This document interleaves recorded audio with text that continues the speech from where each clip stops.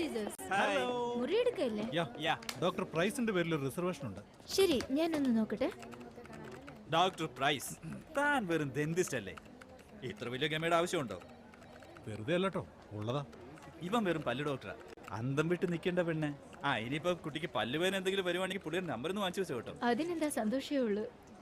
ഒരു സംശയം ചോദിക്കട്ടെ, അതെ ഈ ഹോട്ടലിൽ സിഗ്നൽ കിട്ടുമോ? എന്താ ഉദ്ദേശിച്ച? അല്ല, ഇതിനൊരു അനക്കവും കണ്ടില്ല. അത് കൃത്യമായിട്ട് അറിയില്ല. ഇവിടെ എങ്ങനെ പേ ഫോൺ ബാങ്ക് ഉണ്ടോ? ഒരു കൂട്ടം പേ ഫോൺസ് ബിസിനസ് ആയിട്ട്. നിങ്ങളെ മുറിയിൽ ഒരു ഫോണുണ്ട്. അതായാലും മതി. അപ്പൊ നിങ്ങൾക്കായിട്ട് 12ാം നിലയിൽ ഒരു 2 ബെഡ്റൂം സൂട്ട് ഉണ്ട്. അതുപോലെ കൊള്ളാലോ. അല്ല കുട്ടി, ഞങ്ങൾക്കൊരു വില്ല കിട്ടാൻ വല്ല മാർഗമുണ്ടോ? ഫിൽ, നമുക്ക് മുറിയുടെ ആവശ്യമുണ്ടോ? ഒന്നും മിണ്ടായിരിയടാ. ഒരു രാത്രിയല്ലേ ഉള്ളൂ, ഉള്ളത് മതിയെന്നെ. ബെഡ് ഷെയർ ആണ്, ഞാൻ ഫില്ലിന്റെ കൂടെ കിടന്നത്. നിനക്ക് സമ്മതമല്ലേ? അല്ല, എനിക്ക് സമ്മതമല്ല. എടാ, നമ്മൾ ബെഡ് ഷെയർ ചെയ്യുന്ന പ്രശ്നമേ ഇല്ല. നമ്മളെന്താ പിള്ളാരാ? ലിസ, നീ പറ, വില്ല അവൈലബിൾ ആണോ അല്ലയോ? വില്ല അവൈലബിൾ ആണ്. അതിന് $4,200 ആകും. എങ്ങനെ ഇരിക്കും?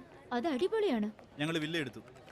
നിന്റെ ക്രെഡിറ്റ് കാർഡ് അങ്ങോട്ട് കൊടുത്തേ. അത് ശരി, ക്രെഡിറ്റ് കാർഡൊന്നും ഞാൻ കൊടുക്കൂല. അതൊക്കെ അനാവശ്യമാണ്. നിനക്കെന്താ വട്ട? ഇന്നത്തെ ചെലവ് ഞങ്ങളാ ചെയ്യേണ്ടത്. അത് നിനക്കറിയാഞ്ഞിട്ടാ. മെലീസേന്റെ സ്റ്റേറ്റ്മെന്റ്സ് ഒക്കെ ചെക്ക് ചെയ്യും. ഞങ്ങൾക്കൊരു ക്രെഡിറ്റ് കാർഡ് ഫയലിൽ വെക്കണമെന്നേ ഉള്ളൂ. നിങ്ങൾ റൂം ഒഴിയുന്നത് വരെ ഞങ്ങൾ അതിൽ നിന്ന് പൈസ ക്രെഡിറ്റ് ആക്കില്ല. കൊള്ളാം, അതെന്തായാലും കൊള്ളാം. Thank you Lisa. നാളെ ഇതിന് പരിഹാരം ഉണ്ടാക്കാം.